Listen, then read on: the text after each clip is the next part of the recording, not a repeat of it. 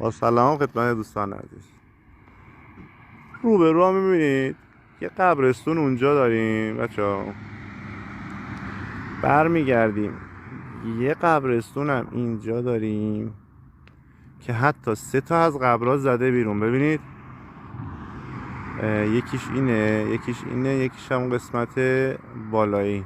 قبرها حالا به خاطر شولات یا بارندگی یا ریزش باز شده.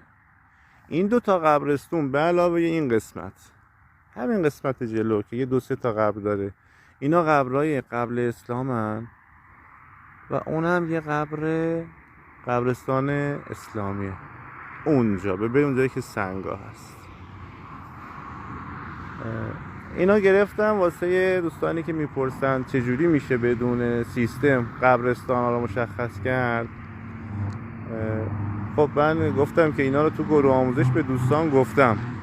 آیین تدفین و محیط شناسی زندگی را که بدونید، محدوده هایی که انتخاب می شده واسه زندگی، دیگه پیدا کردن قبرستان کار سختی نیست.